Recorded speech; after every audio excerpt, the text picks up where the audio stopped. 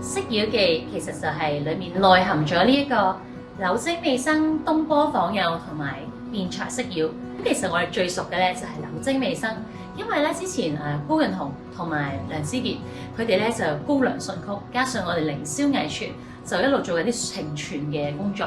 咁我哋一班年青演員咧，就連埋我自己在內咧，都學咗呢隻柳精未生。咁當時覺得咁好嘅一個戲，不如試下演全劇啦。咁啊，適逢咧東蓮國院咧建院90年啊，咁啊咁啱呢個戲就係同佛學好有關係。辯才色妖咧，其實就係辯才和尚，佢其實就係有一個慈悲之心啦。咁當然人哋請佢去收妖，佢並冇將呢個妖精咧就係打殺嘅，而係咧向妖精説佛法，就令到呢個妖精得到超度嘅。咁啊，於是呢個題材係非常之適合東蓮國院。咁其實係一套古老嘅粵劇嚟嘅。咁係其實我哋古腔全本咧係應該全場都係講官話啊咁樣去演繹呢套戲。但係咧喺今日呢個年代，我哋飾演咧，我哋略作修整。第一，我哋就將好沉悶、好長嘅嘢，我哋縮短咗佢，我哋令到演奏或者演唱出嚟咧，令到觀眾唔好覺得沉悶。咁我哋咧就攞最精華嘅片段，咁我哋可以好原汁原味咁欣賞到我哋粵劇古老嘅最古老嘅風貌。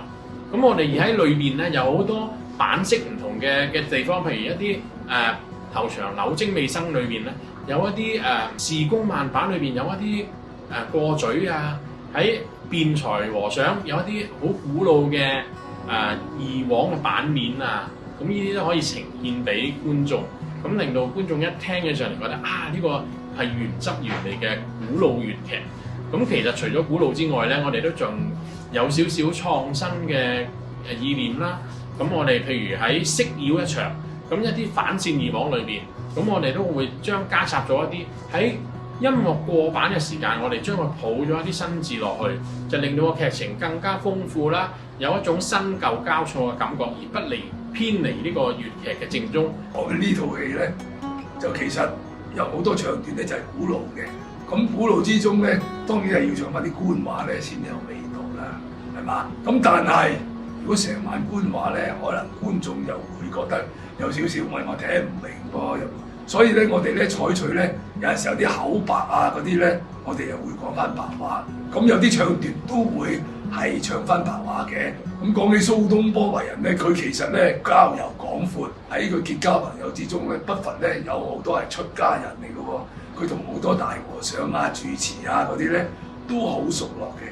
所以咧，今當佢咧一口應承咧，就係幫呢個陶老爺徒孫就去揾一個和尚，呢個就叫做辯才和尚，希望能夠解救佢兒子嘅點樣中咗邪，點樣係幫佢解難消災。呢個戲咧其實個花旦咧係一文一武，前面就係即有個屠鳳觀啦，後邊咧就係啲南派嘅開打。咁雖然個場次唔係好多花旦嚟講，但係咧都係一個我自己嚟講啦，係幾具挑戰性嘅。咁我咧就都幾緊張呢套戲嘅，因為我咧都曾經有2次咧，我係唔敢做嘅因為我自己未睇過人做，係嘛？聽咗八大局之後咧，咁我自己又比較心定咗少少啦，係嘛？咁即係所謂宮腳嘅戲咧，咁我都聽八大局裏邊都有好多係宮腳戲嘅。咁亦都咧嗰陣時成日做三文教子，你知我做細路仔噶嘛？咁嗰個薛寶都係宮腳嚟嘅。咁聽過幾個叔父唱嗰啲，咁都覺得宮腳嘅腔啊同埋宮腳喉咧，我都知啲啦總之，咁就希望今次咧係可以將個辯才咧係做得好啲。今次能夠即係色妖記能夠將裏邊啲精華舞台化，就多咗一啲嘅身段啦，多咗做手。咁對於我嚟講咧，由頭學過可以咁樣講，咁但係我覺得係值得嘅。咁我都會努力嘅。咁希望唔會令大家失望啦。10月23號晚7點半，香港文化中心大劇院。咁希望大家多啲嚟支持啦。